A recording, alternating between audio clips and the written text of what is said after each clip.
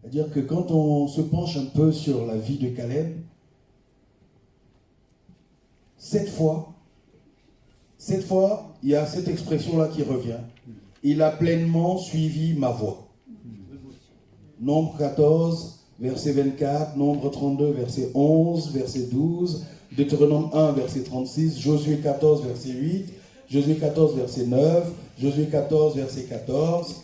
Voilà. On a constamment cette phrase qui revient. Il a pleinement suivi ma voie.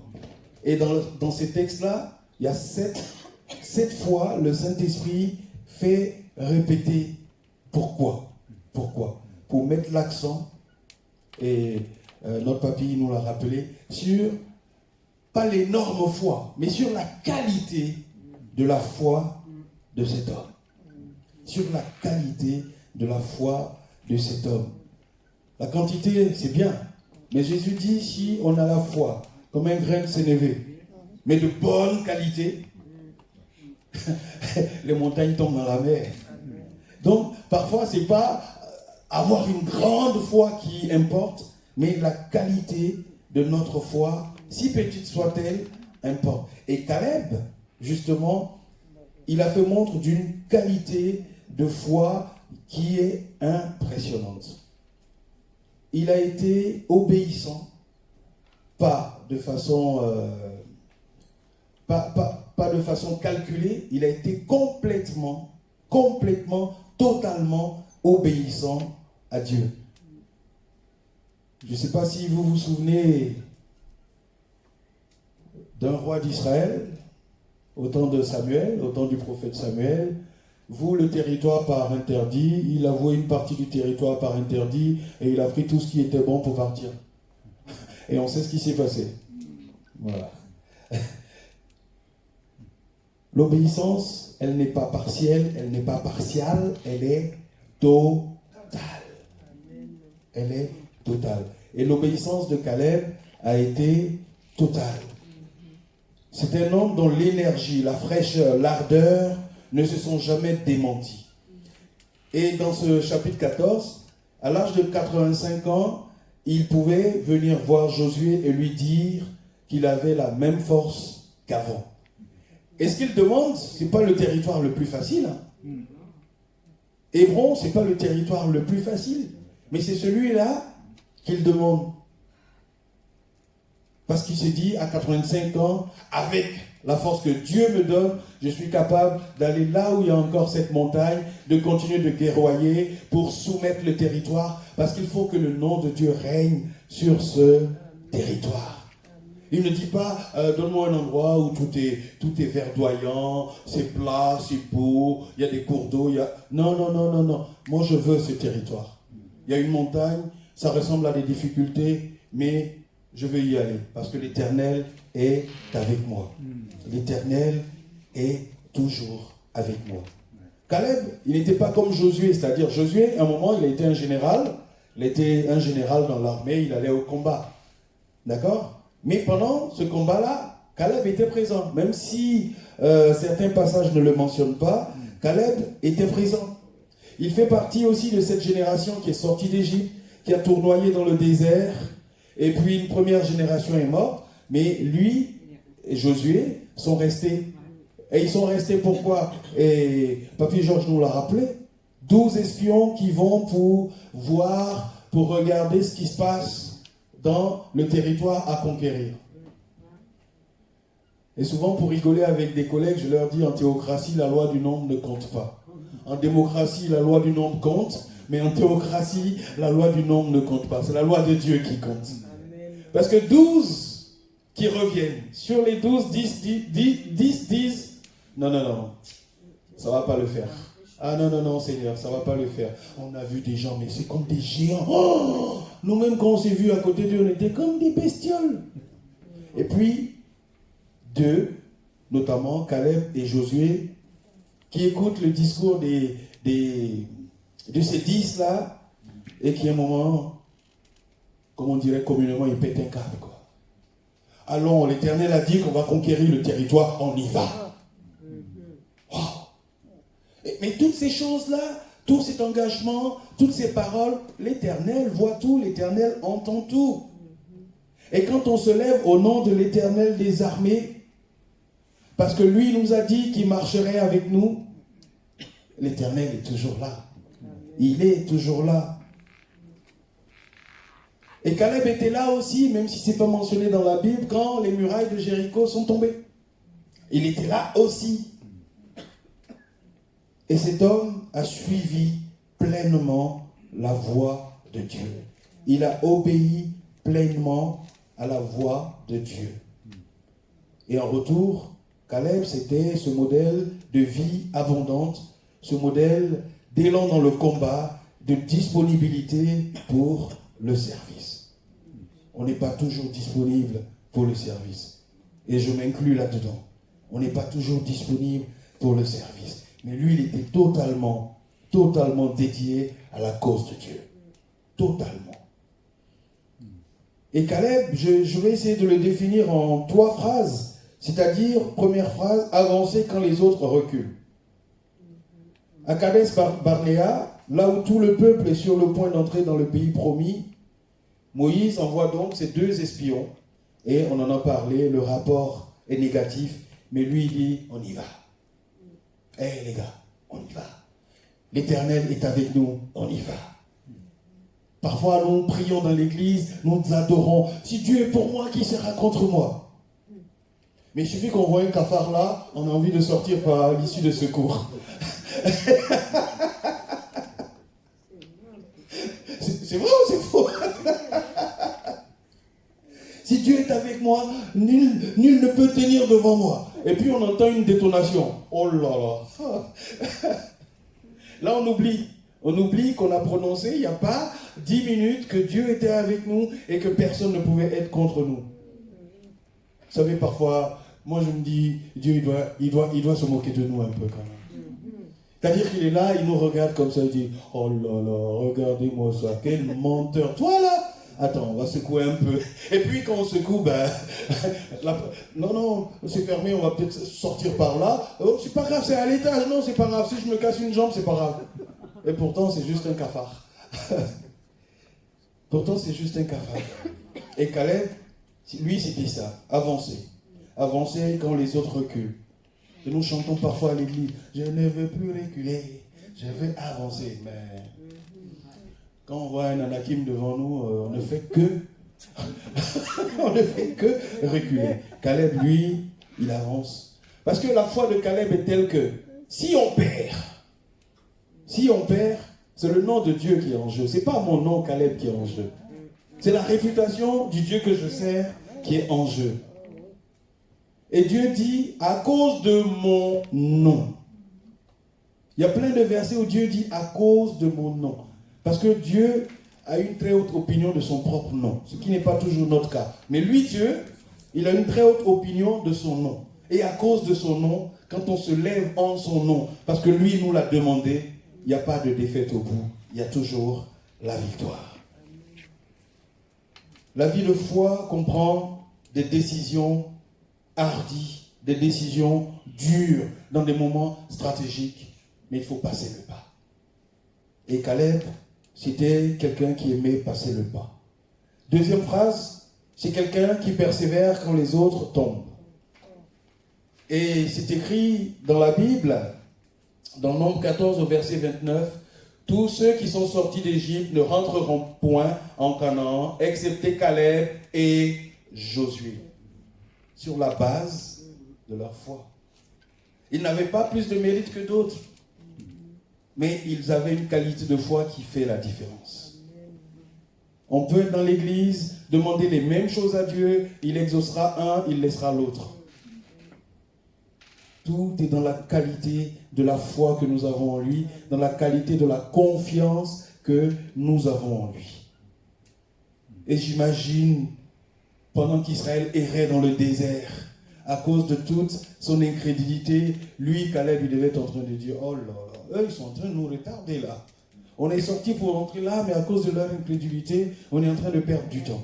Parce que lui, ce que Dieu avait dit depuis l'Égypte, il l'a gardé dans son cœur. Et ce Dieu-là n'a pas menti. Et il a vécu. Il a vécu l'ouverture de la mer Rouge. Mais les mêmes qui étaient avec lui, qui ont vécu l'ouverture de la mer Rouge pour une histoire de manger, ils ont commencé à oublier que leur Dieu est un grand Dieu, que leur Dieu ne se repent pas de ses promesses. Caleb ne s'est jamais laissé aller. Même pendant les années où Israël était incrédule, où les gens qui péchaient tombaient dans le désert, lui, il était droit. Lui, il était toujours correct vis-à-vis de Dieu. C'est pourquoi, quand il vient voir Josué pour demander, pour même pas demander, mais pour réclamer, il dit, l'Éternel m'a fait vivre. L'Éternel m'a fait vivre pour que ce territoire-là, tu me le donnes. C'est pour moi. C'est compliqué, c'est pas compliqué. L'Éternel m'a fait vivre pour que je prenne possession de ce territoire. Le souvenir de la terre de Canaan que lui, il avait foulée. Et la promesse que Dieu avait faite à son sujet. Parce que dans Deutéronome 1, verset 36, Dieu dit de Caleb, il verra le pays. Il verra le pays. Dieu parle, Dieu parle, Dieu nous parle, Dieu nous parle, Dieu nous parle. Mais quand il faut se mettre en route, notre incrédulité, notre intellect, notre cartésianisme reviennent prendre le dessus et parfois on devient des chrétiens amers, on devient des chrétiens aigris, tout simplement parce qu'on ne fait pas comme Caleb. On croit la même chose que Caleb, mais quand il faut se mettre en action, la différence, malheureusement, ça devient un gouffre. Parce que lui, il va oser et l'autre va se poser des questions. Mais plus on se pose des questions, plus on doute de Dieu et Dieu n'aime pas.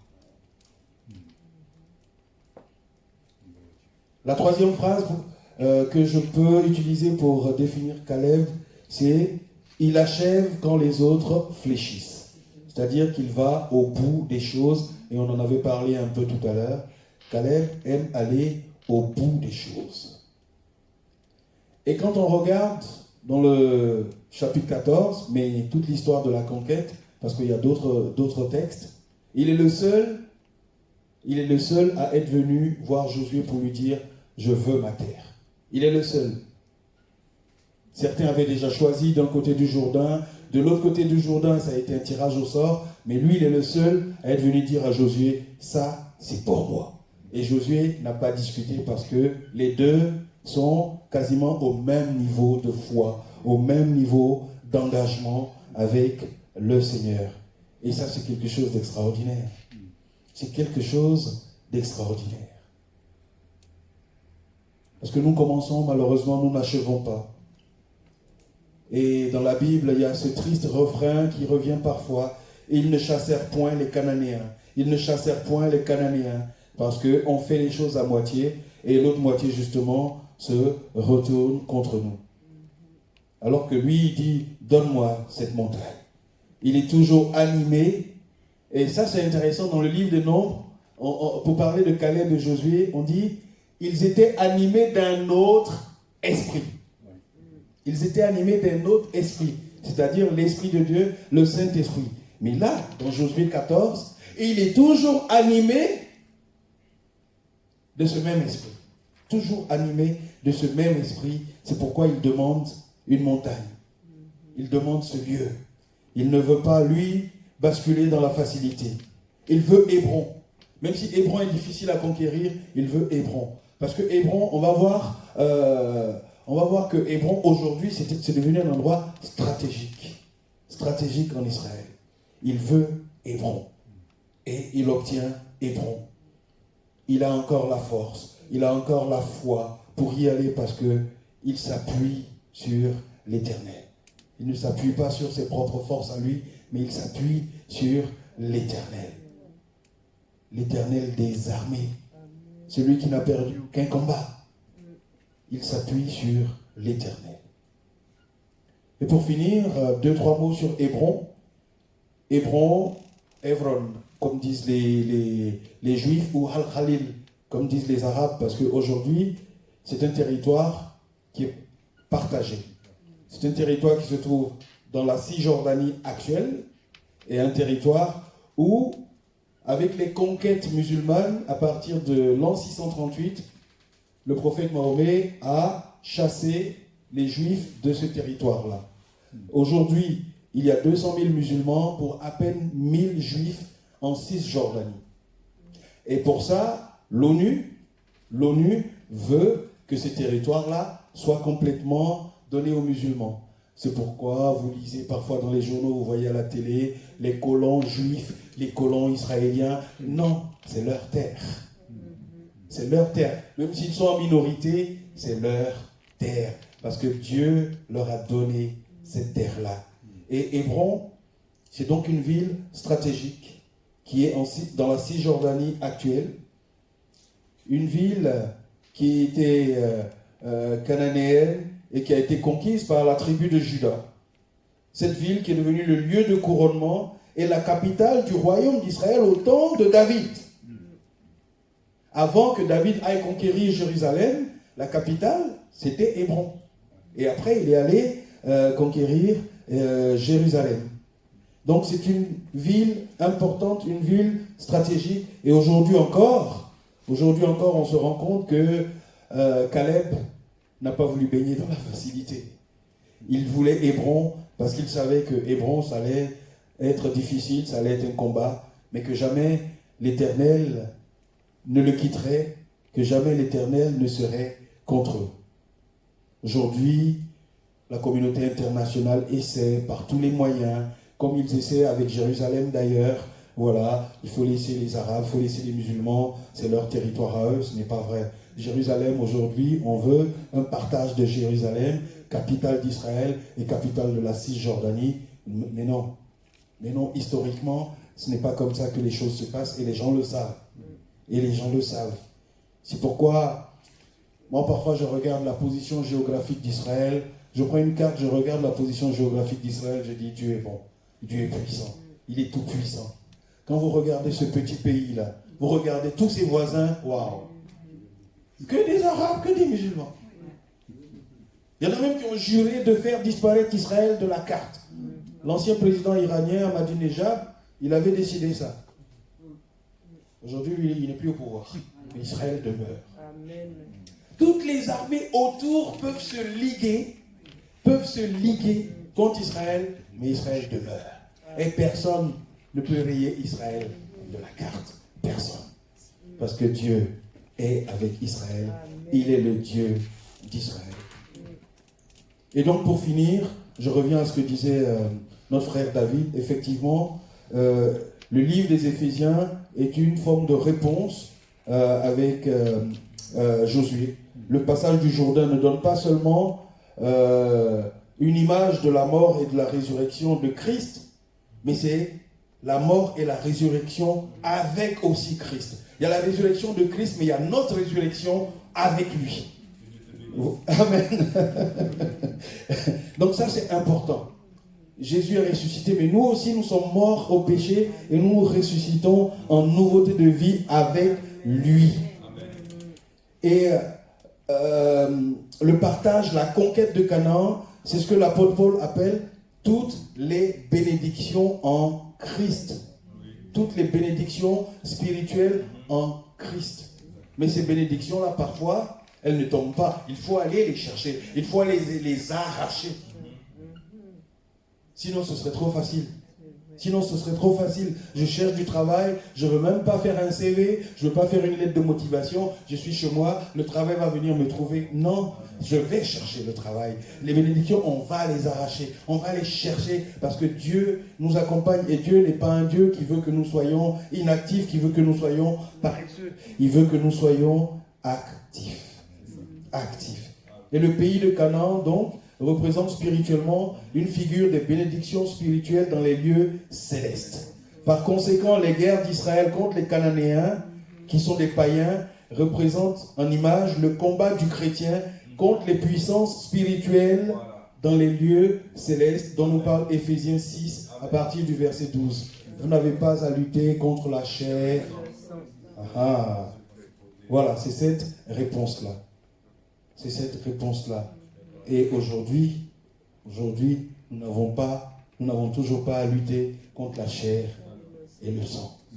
nous avons à lutter contre toutes les puissances spirituelles néfastes, contre toutes les principautés, contre toutes ces choses néfastes, parce que celui qui est en nous, le Saint-Esprit de Dieu, comme il était avec Josué, comme il était avec Caleb, est plus grand, est plus puissant que celui qui est dans le monde, que celui qui est contre nous. Dieu vous bénisse. Merci frère.